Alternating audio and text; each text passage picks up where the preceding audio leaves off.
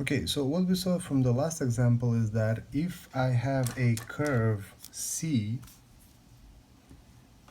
defined by the vector function r of t, okay, each point here can be described by the vector function r evaluated at particular t. So for example, this point here is going to be evaluated by r of, let's say, t naught. Okay, so in order to find the tangent line to this curve at that particular point, what did we do? We found the derivative of r of t, and that gives us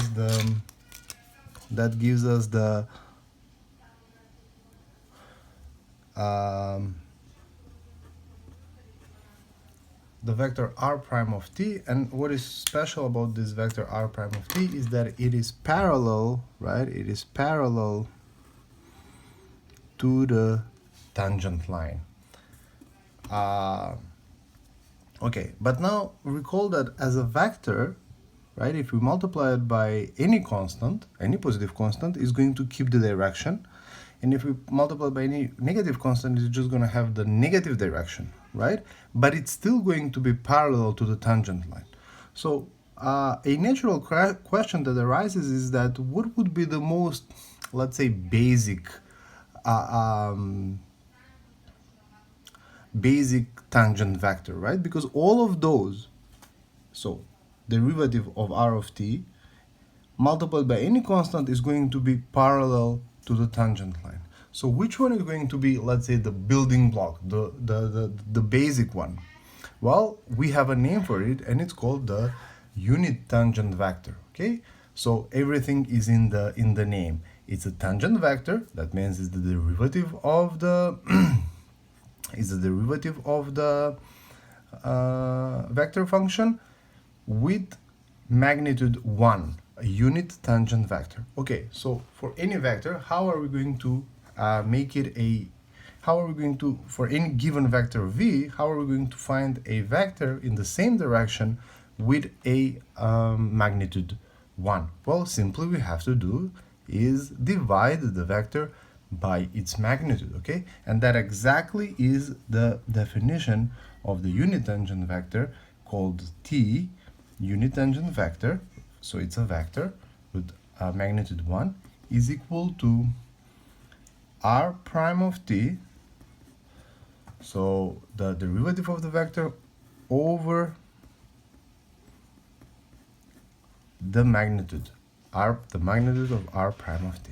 So what do we have? I have a vector in the direction of the derivative divided by its length, which gives us what? Which gives us a unit vector. So this formula here, as we're going to see in the next few sections, is very important. This idea of the unit tangent vector, we'll keep on revisiting it over and over in the next 2 weeks. Okay, so let's do an easy example. Example 1, find the unit tangent vector of the vector function 6 cosine of 3t 3 sine of 4t. Okay, again, look at the definition of the unit tangent vector. First, I have to find the derivative of the vector function. So r prime of t is simply derivative of 6 is 0. Derivative of cosine of 3t is negative 3 sine of 3t. Derivative of sine of 4t is 4 times cosine of 4t times 3, that's 12 cosine of 4t. Okay, so we have found the derivative of the vector. Now we have to find the magnitude of the derivative of the vector. Okay, so the magnitude of the derivative of the vector is equal to the square root of what? Of sum of the squares of all of the components, so that's 0 squared, which is 0, plus negative 3 sine of 3t squared plus 12 cosine of 4t squared, which is equal to square root of 9 sine squared of 3t plus 144 cosine squared of 4t. Okay? And finally, the unit tangent vector is going to be what? R prime of t, 0, -3 sine of 3t, 12 cosine of 4t, over the magnitude of the derivative of the vector. That's square root of 9 sine squared of 3t plus 144 cosine squared of 4t. Okay, so this is the general formula for the unit tangent vector for this curve. And now you can, of course, evaluate this at any point. You can see here the first component is a constant, the second component is a cosine, and the third component is sine. Cosine and sine are defined on R, so I can evaluate this. I can evaluate the unit tangent vector for any point as long as the denominator is not 0. The denominator will not be 0, so let's say pi over 2 is going to be equal to, the first component is 0. Sine of 3 pi over 2 is -1 times -3 is 3. Cosine of 2 pi is 1, so 12. Let me just make sure that I got that right. 3 pi over 2 -1 times 3 is 3, and cosine of 2 pi is 1 times 12 is 12, over, and now we have sine of 3 pi over 2, so that's square root of 9 times sine of 3 pi over 2 is -1, squared is 1, so 9 times 1, plus cosine of 2 pi is 1 plus 144, which is equal to 0, 3 over square root of 1, how much is this, 53, and 12 over square root of 153. So this is the unit tangent vector at this particular point.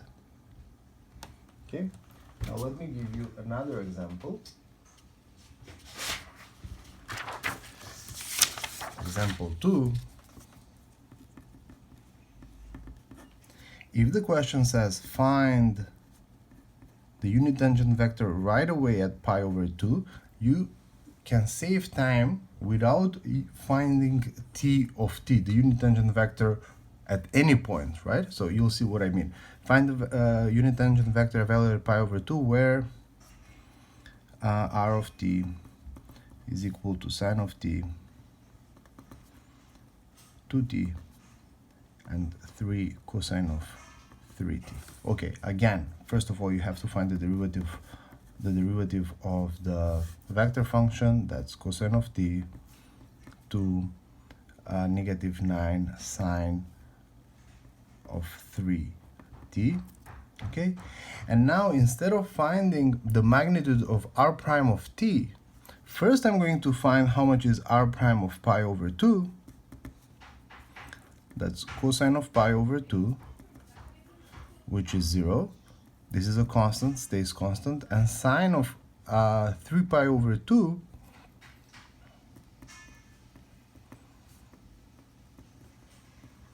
that's -1 times 9 is 9. Okay, and now I will find the magnitude of this one, r prime of pi over 2, so that will save me a lot of time in finding dealing with the square roots, right? Pi over 2, that's square root of 0 squared plus 4 plus 81, which is square root of 85. Finally, d pi over 2 is equal to r prime of pi over 2 over the magnitude r prime of pi over 2 is equal to 0 to 9 over square root of 85. So make a difference between the question being find the unit tangent vector at pi over 2 and find the unit tangent vector. Okay, if you're just asked to find the unit tangent vector for any t, of course you have to find the the derivative of the vector function here, then find the magnitude of the vector function for any t, and this would be your answer, right? Just following the formula above. But there is a faster way to do this problem if the question says find t of pi over 2, right? The unit tangent vector at pi over 2, the unit tangent vector at pi over 2 is r prime at pi over 2 divided by the magnitude of r prime at pi over 2, and we save time by just finding the first derivative and then right away evaluating it at the given point.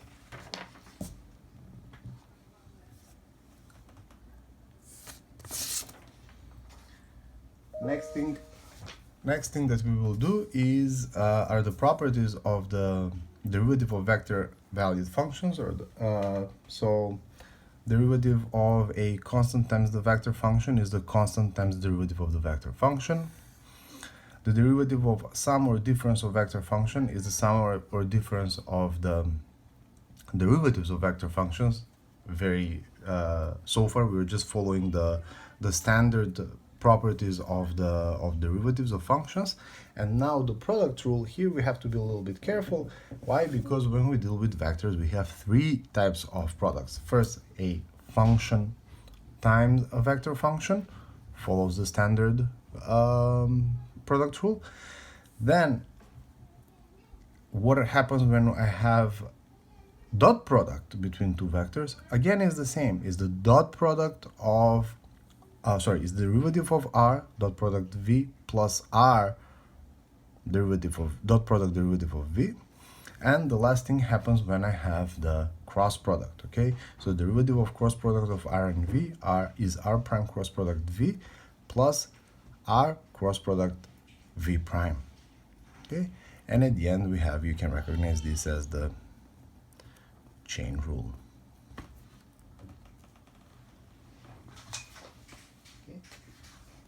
So let's do an example here.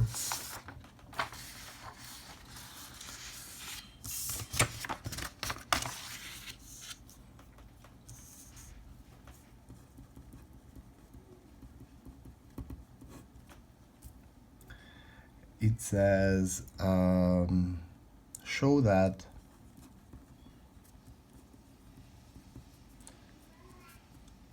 r dot product r prime cross product r double prime, and now derivative of this whole product is equal to r dot product r prime cross product the third derivative of the vector function. So we have to show this equality. Okay, so let's start from the beginning. R dot product r prime cross product r double prime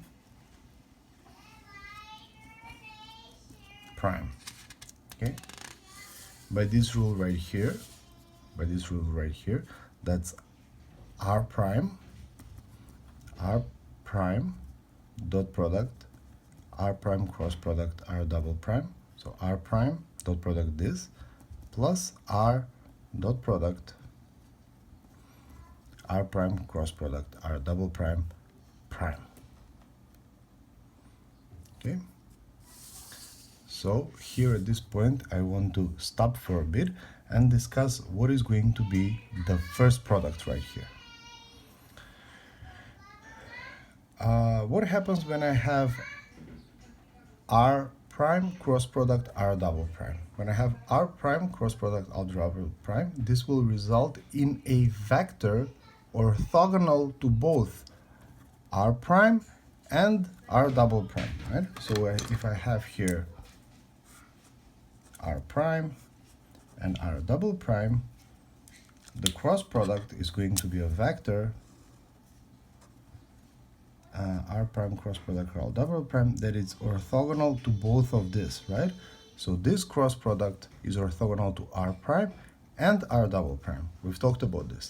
But then dot product between two orthogonal vectors is how much? Is 0, right? So if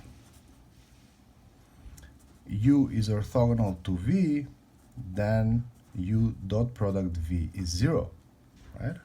So this whole product is simply 0. Again, I'm going to repeat. The cross product between two vectors results in a vector orthogonal to both of those. So this product here is orthogonal to r prime. So this vector that's orthogonal to r prime dot product r prime by this rule right here is simply 0. Okay, so we are done with the first component and we can simply concentrate on the second one right here. Okay, for the second one, now I have to find the derivative of the cross product. Okay, so let's do that step by step. This is r dot product. The derivative of the first multiplicand, derivative of r prime is r double prime, cross product r double prime, plus r prime cross product r, the derivative of r double prime is the third derivative of r. Now again, I want to remind you that u cross product u is also equal to 0. The cross product between the vector and itself is equal to 0, which means that this part here is 0, and this results in finally the result that we were looking for, r dot product r prime cross product r, the third derivative of the vector.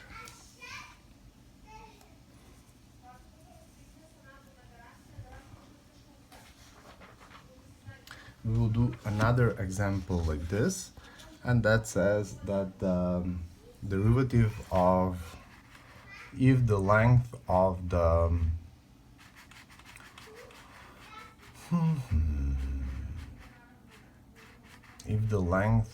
give me a second here, if the length of the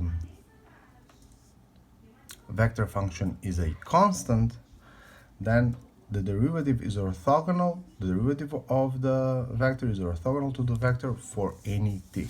Okay, so let's prove that. So what did we say? If we know that the length of the product is just r dot product r, and by assumption this is equal to a constant. Let's find the derivative on both sides. ddt of r dot product r is equal to the derivative of a constant, and this is just 0. Here I have r prime dot product r plus r dot product r prime, which results in 2 times r. These are the same, right? And the commutative law works here. So 2 times r dot product r prime is equal to 0, or simply r dot product r prime is equal to 0 if I divide this one by 2, right? But from here, obviously, this implies that r is orthogonal to r prime. So one obvious case where r of t, the magnitude of r of t is a constant, is the sphere. Let's say in our case this is a unit sphere, so that means a sphere with radius 1. And what does this say? That if I have this point right here and this is described by r of t, okay, then the vector, let's say that this curve, this is the direction of this curve, then this is going to be r prime of t, and these two vectors are orthogonal. Okay, similarly, if I take this point right here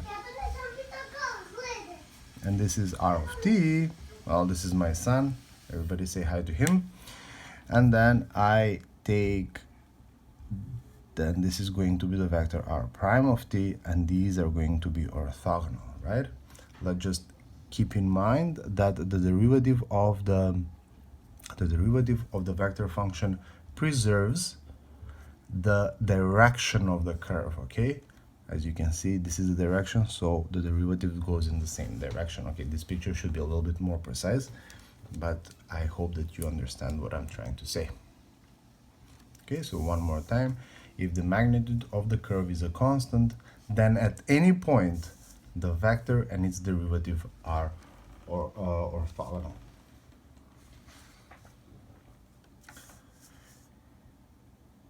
And we finish this section by introducing integrals of vector valued functions. Again, similarly with derivatives, as you might expect, if I have a vector function r of t with components f, g, and h, then the definite integral of r of t from a to b is just the definite integral of each of the components. Okay? So let's do an example. I have the integral from 0 to pi over 4 of the vector function sine of 2ti plus tangent of tj plus e to the power of 2tk, which can be written as integral from 0 to pi over 4 of sine of 2t tangent of t e to the power negative 2t dt, which is just the vector of the integral from 0 to pi over 4 sine of 2t integral from 0 to pi over 4 tangent of t and integral from 0 to pi over 4 of e to the power negative 2t, and of course here I forgot dt everywhere, sorry about that, dt, and just evaluate these integrals. The integral of sine of 2t is going to be how much? It's negative cosine of 2t over 2, evaluated from 0 to pi over 4. Integral of tangent of t is ln, sorry about that, ln of cosine of t, if I didn't make any mistake, with negative in front, from 0 to pi over 4. And the last one, the integral of e to the power negative 2t is negative e to the power negative 2t over 2. Evaluated from 0 to pi over 4. Okay, and then we just evaluate these. This is going to be negative 1/2 cosine of pi over 2 is 0 minus cosine of 0 is 1, negative ln of pi over 4, sorry, cosine of pi over 4 is square root of 2 over 2, minus ln of cosine of 0 is 1, ln of 1 is 0, minus 1/2 e to the power negative pi over 2 minus e to the power 0 is 1. And we can simplify this finally. This is going to be 1/2 negative ln of square root of 2 over 2. Of course, this can be rewritten as ln of 2 over square root of 2. And this is going to be 1/2 1 minus e to the power of negative pi over 2. Okay? So the idea here is that the definite integral of the vector function with components f, g, and t is just the vector with components integral of f, integral of g, and integral of h. And of course, if this is an indefinite integral, then we would have the same vector, just with indefinite integral of f, indefinite integral of g, and indefinite integral of h, plus a constant where that constant is going to be also a vector. Okay, now you can go to section 13 you can go to the section of 13.2 and finish the problems. There are a lot of problems here that you can do. Let me just make sure that I have those. 13.2.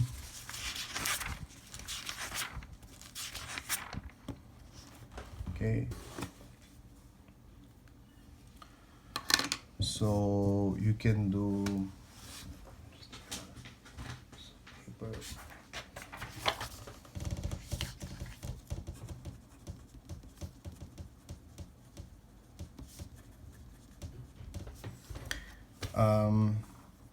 in order to find the unit tangent vector, you can do problems 17 to 22.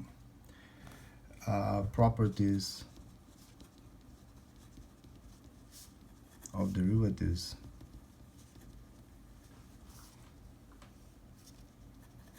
functions 47 to 57, and then integrals 35 to 40. Thank you very much.